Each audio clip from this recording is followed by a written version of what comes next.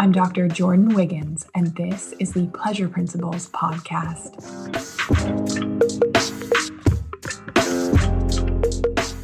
Join me on this journey where sex, science, and sensuality meet. Let's change the conversation around sex and pleasure together.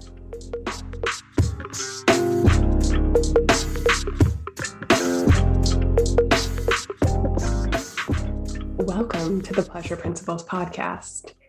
Today is going to be an interesting one. We're going to talk about the cultural phenomena that was 50 Shades of Grey. Whether you were a fan of the books, the movies, neither, you know the buzz and excitement that surrounded the franchise and the spark it was reigniting for so many women and their desire. Women were passing around books, sharing them with their friends, and the desire for the hot, steamy story was everyone's little secret.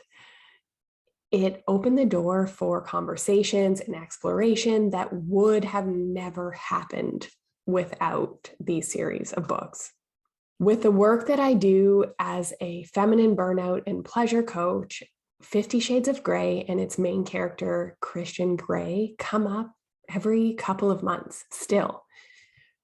Women who have little to no interest in sex for years can pinpoint reading the books over 10 years ago and still remember the desire that it made them feel, how it reignited their turn on, even for a short but passionate period. It was so impactful that they are still talking about it a decade later. It recently came up again in one of my programs. So let's talk about it. What's the attraction? What can we learn from this? What is 50 Shades of Grey about, and why did it turn on so many women? Well, after exploring with my community, I have finally solved the mystery. For those of you that aren't familiar with 50 Shades, or for anyone who needs a refresher, I guess I should warn you that there are some spoilers coming. This story follows a young woman who has a run-in with a mysterious, rich, and powerful businessman, Christian. They enter into a contractual BDSM relationship in which she agrees to be submissive to his needs and demands. She has very strict rules to follow, and he controls everything, from what she wears to where they go and how they have sex. The sex is rough and aggressive, and he is completely in control. In the end, of course, they fall in love. She changes him from a cold, domineering man to a thoughtful partner and father. Now, I do want to call out the problematic themes right from the start. First, the BDSM relationship that the books and movies depict can and do exist in healthy, consensual ways. But this requires open communication, experience, knowledge, and maturity in ways that the book did just not depict. Anna, the main character, is agreeing to sex that she is obviously uncomfortable with and enters into the relationship without a full understanding of what she's getting into. Major, major red flags. The second troubling theme throughout the series is Christian's behavior. He uses his power, money, and influence to keep tabs on and stalk and control Anna's choices. Some of his behavior is manipulative, and I would go as far as saying downright abusive. Stalking is never sexy. It's not okay. So what was it really about? The movie, the abusive, controlling, detached man that turned on so many women around the world. Because when we think about what I just said, it's not so sexy. But I believe it comes down to three things.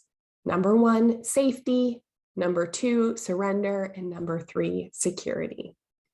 In today's world, so many of us are superwomen. We are running on empty and we are getting tired of it. We are stressed, overwhelmed, overworked, and expected to take on more and more work at home and in the workplace, especially since the pandemic. Our brain power is divided between remembering everyone's schedule, what we need at the grocery store, pick up toilet paper, doing the dishes, all of the things at home and at the office. We have nothing left to give. I call this feminine burnout, the particular type of burnout that is affecting women who are doing it all, the kind of exhaustion that isn't cured by a good night's sleep or a quick vacation, the kind that permeates our physical, mental, and spiritual health. We may look like we have it all together on the outside because we are really good at getting shit done. That's how we've survived this way for so long. We are smart, capable, and definitely the kind of person you want in your corner when shit hits the fan. But we are also overfunctioning, not resting, ignoring our own needs, and we're overly critical of ourselves and the job we are doing. Women with feminine burnout are functioning on the outside, but lonely, depressed, disconnected, and alone on the inside. So when a world of women with feminine burnout saw 50 Shades of Grey for the first time, the fantasy wasn't to be ravaged by an emotionally unavailable man. The fantasy was to be totally and completely cared for, to walk away from the responsibilities and demands of daily life and to just have it handled and be handled. I always say, everything comes when you learn how to receive. And Anna in 50 Shades of Grey was the ultimate receiver. Us superwomen don't want the over-controlling stalker psycho. We desire to surrender, to be taken care of, to unburden the mental load that we carry for everyone around us and just be. One of the hardest questions for the women I work with to answer when they first sign up to work with me is, what do you want? Women are so out of touch with their desires that they oftentimes can't answer the question.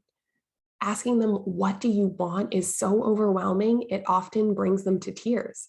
It's scary because what you want might mean that the life you are living right now isn't working anymore.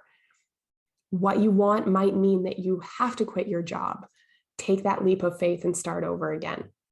What you want might mean that you're not spending as much time with your kids and your partner and your friends and your coworkers that always rely on you so much, and you're taking time for yourself.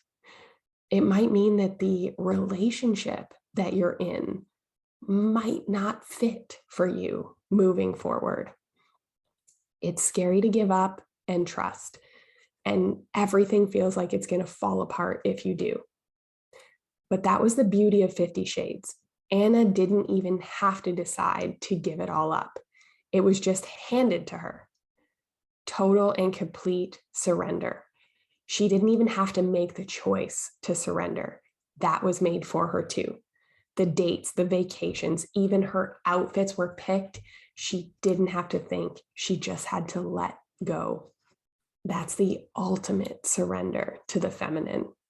Pleasure comes when you learn how to receive, when you can accept, enjoy, and receive moments of love, wealth, rest, time, health, that all happen each and every day when we can learn to just be. Even if I teach you how to do this in small bits. And this is what Anna represented for so many women. Now, is this healthy and realistic? Obviously not. All relationships and personal growth will require balance, which is ultimately what the characters found in the end. If you're looking for balance in life and your relationships, to stop feeling overwhelmed, constantly overworked, underappreciated, and you want to learn how to start receiving, it's time to take that leap of faith with me. Let's work together. I will teach you how to let pleasure back into your life. Visit thepleasurecollective.com/apply to fill out an application to work with me. Would love to talk to you soon.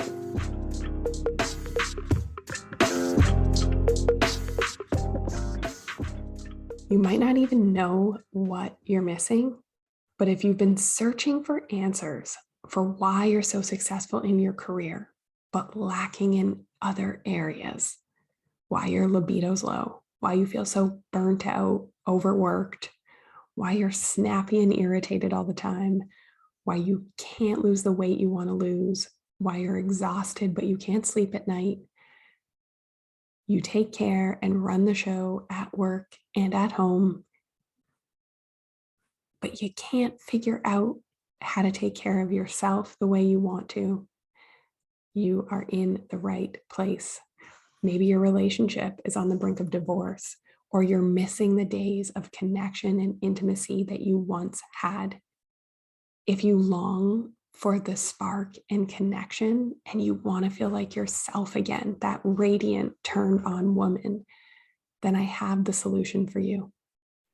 Work with me, Dr. Jordin Wiggins, naturopathic doctor, sex educator, and feminine burnout coach, in my executive one-on-one coaching program to learn how to receive pleasure for better sex, better health, and more wealth. I promise you, they are all connected. I work with women to teach them how to receive pleasure and to open to all of the possibilities that this life has to offer you in health, wealth, and love. Because you deserve success across the board in your life.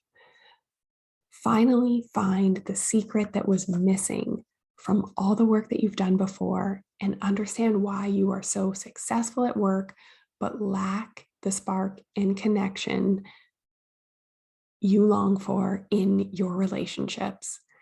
When you learn how to receive pleasure and learn what was holding you back, you unlock possibilities in every area of your life. Suddenly, you can receive compliments, trust, acceptance, friendships, money. You know how to take better care of yourself, and you receive the praise, acknowledgement, help, and support that you've always wanted, but didn't know how to get. Everything comes when you learn how to receive and adopt a pleasure mindset as a way of being. My executive coaching program gives you exclusive access to me in person or via video chat, and my years of experience of working with thousands of women, Eastern medicine theories, and practical everyday ways to apply the work to see real growth in your life and relationships. Get the support you need to repair your relationships, start having mind-blowing sex, and open to the possibilities of what great pleasure means to you. Revolutionize your relationships and build the abundant future that you, your relationships, and your loved ones deserve. Click the link in the show notes or visit my page on Instagram at Dr. Jordin Wiggins to learn more about my coaching packages. Have a great week, everybody.